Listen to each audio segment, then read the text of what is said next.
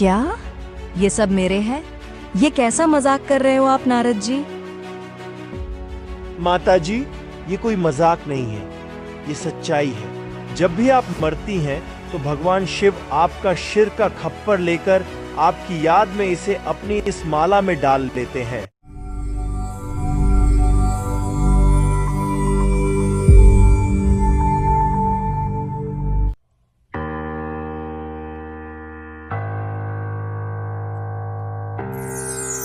नारायण नारायण। प्रणाम हो माते। प्रणाम। आइए नारद जी, बैठिए।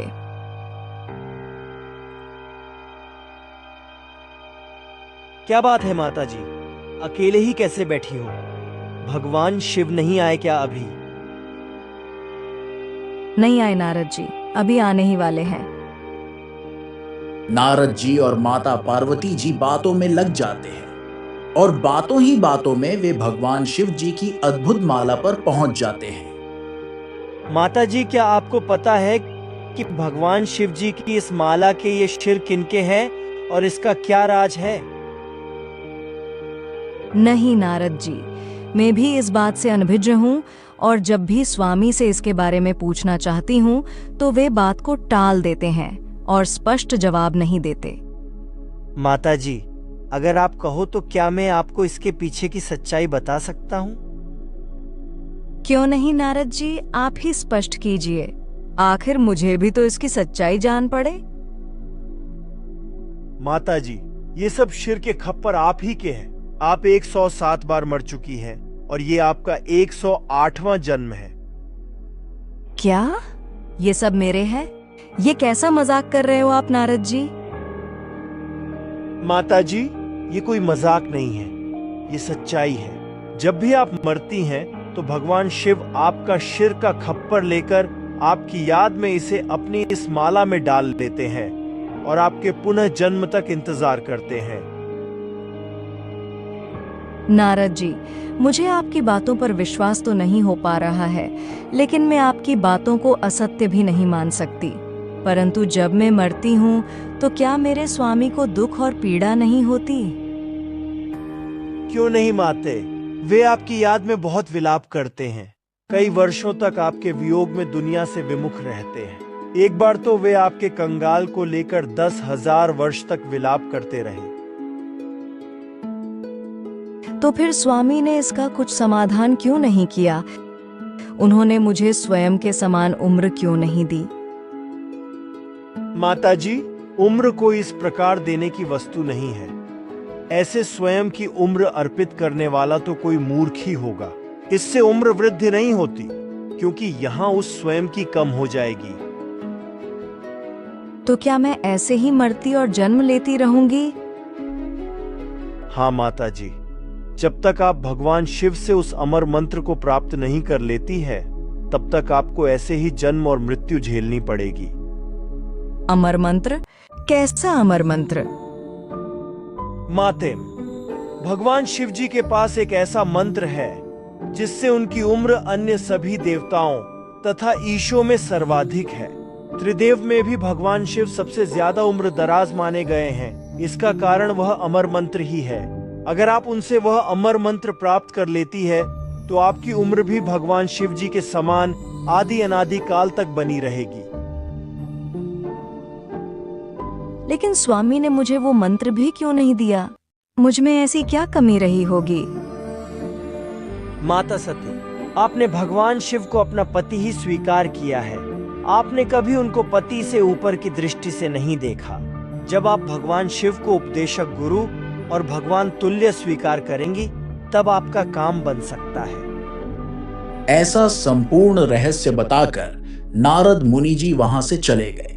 माता पार्वती को बेचैनी सता रही थी। उनको आज भगवान शिव का बेसब्री से इंतजार था।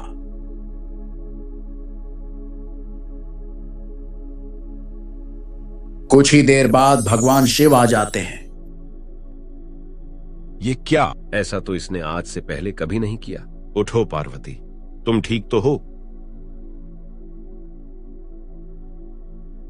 स्वामी, ये शिरों के खप्पर किसके हैं? ये तो ऐसे ही है, इनसे आपको क्या करना है? जाने दो इसे।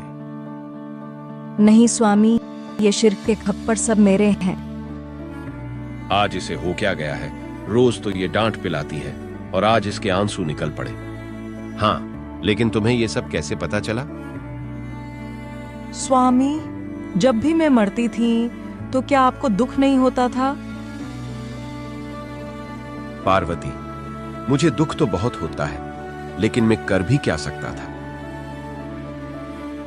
तो स्वामी, आपने मुझे वो अमर मंत्र क्यों नहीं बताया? अमर मंत्र? आज आपको ये सब भेद कौन महापुरुष बता गया? आज नारद मुनि जी आए थे, उन्होंने मुझे ये सब बता दिया है। अच्छा, मुझे भी यही लगा कि कोई ना कोई तो आज आपको यह रहस्य समझा कर गया है। भगवान, आपने मुझे आज तक वो अमर मंत्र क्यों नहीं दिया? मुझ कर्महीन में ऐसी क्या कमी रही थी? पार्वती, मैंने तुम्हें बहुत बार समझाने की कोशिश की थी, लेकिन आप यह कहकर टाल देती कि मुझे तो स्वयं भगवान पति के रूप में ही प्राप्त है, मुझे किसी अन्य भक्ति की क्या आवश्यकता है। और ये मंत्र ऐसा है कि अगर इसे प्राप्त करने वाले की प्रबल इच्छा ना हो तो ये व्यर्थ रह जाता है। भगवान, आज से आप मेरे गुरु भी हैं।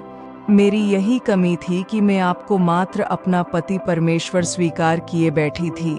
मुझे वो अमर मंत्र दीजिए। अवश्य पार्वती, आज आप उस अमर मंत्र के लिए काबिल बनी हो। पार्वती, जैसे समुद्र के शिप के मन में प्रबल इच्छा ना हो और जब तक स्वाति नक्षत्र की वह वर्षा की बूंद उसके मुख में नहीं समाती है, तब तक उसमें मोती बनना असंभव है, उसी प्रकार आप में वह अमर मंत्र प्राप्त करने की प्रबल इच्छा नहीं थी, लेकिन आज आपको वह मंत्र मिलने का वह संयोग बना है। मैंने ये सारे शिरों के खप्पर इसी क्षण के इंतजार में रखे हैं। आज आप में वह मंत्र काम कर पाएगा, लेकिन उसके लिए हमें एक ऐसे स्थान पर चलना पड़ेगा जहां इसे कोई कीट भी ना सुन ले। भगवान शिव माता पार्वती को पृथ्वी लोक के एक ऐसे स्थान पर लाना चाहते हैं जहां ये मंत्र अन्य किसी भी प्रकार का जीव भी ना सुन पाए। दोनों एक सूखे वृक्ष के नीचे आकर बैठ जाते हैं ताकि कोई पक्षी भी आ गया हो तो दिखाई दे जाए। भगवान शिव 3 ताली बजाकर वहां भयंकर शोर करते हैं। आसपास के सभी जीव जंतु, पशु पक्षी, कीट पतंग और यहाँ तक कि अंडों के जीव भी परिपक्व होकर उड़कर काफी दूर चले जाते हैं। वहां अब केवल भगवान शिव और माता पार्वती ही बचते हैं।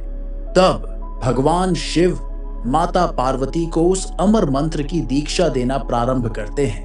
भगवान शिव ने माता पार्वती को वह तत्व ज्ञान समझाया जो उन्हें सृष्टि के प्रारंभ में पूर्ण परमेश्वर कबीर साहब ने समझाया था तथा शरीर में बने कमलों की जानकारी दी थी। पार्वती, यह सृष्टि कोई यही तक सीमित नहीं है, इसका कोई आदि अंत नहीं है, ना ही तो इसके कोई प्रारंभ का छोर है और ना ही कोई अंत। हाँ, लेकिन एक ऐसी शक्ति जरूर है जिसने यह सब कुछ रचा है, सब कुछ व्यवस्थित किया है और सब कुछ नियंत्रित किया है। वह हम त्रिदेव से भी अति भिन्न है, उसको पाना भी बहुत कठिन है।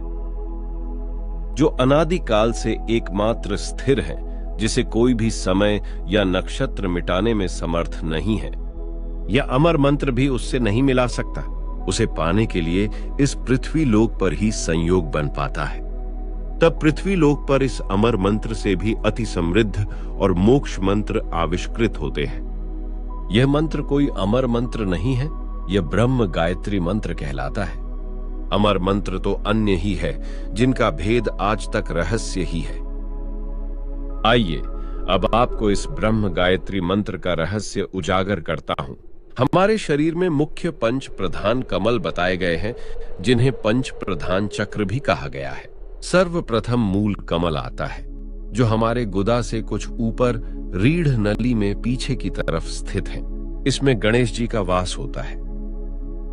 हाँ, ऐसा ही है। इसका मंत्र है और इसका जाप इतनी बार किया जाता है और ऐसे किया जाता है।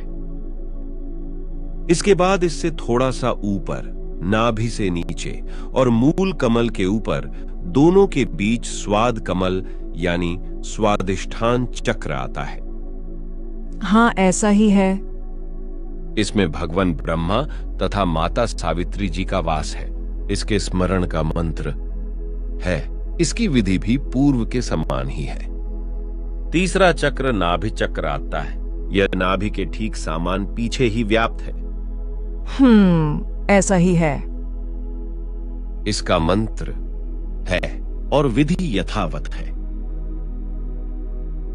इस प्रकार भगवान शिव ने माता पार्वती को जहां वह अमर मंत्र दिया, वहां आज अमरनाथ धाम स्थित हैं। वहां को एक यादगार के रूप में मंदिर का स्थान दिया गया और आज यहां लाखों श्रद्धालु श्रद्धावश जाते हैं, लेकिन यहां जाने से कोई लाभ जीव को नहीं हो सकता।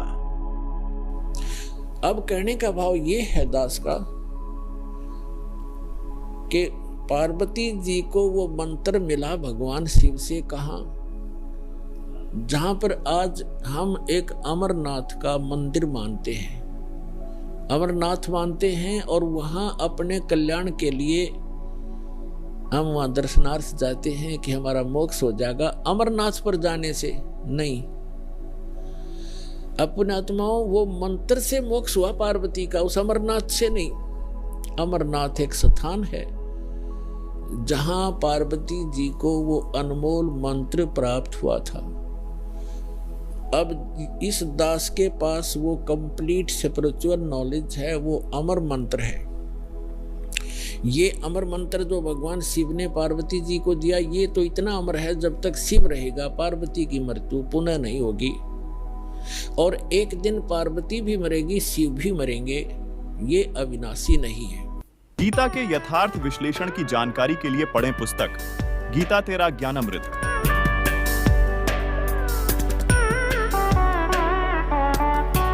अनमोल ज्ञान जगत गुरु तत्वदर्शी संत रामपाल जी महाराज के सत्संगों का अंश मात्र है। संपूर्ण आध्यात्मिक ज्ञान के लिए सुनिए संत रामपाल जी महाराज के मंगल प्रवचन। आप संत रामपाल जी महाराज जी के मंगल प्रवचन संत रामपाल जी महाराज एप्लीकेशन पर भी सुन सकते हैं तथा उनके द्वारा लिखी पुस्तकें भी डाउनलोड कर सकते हैं।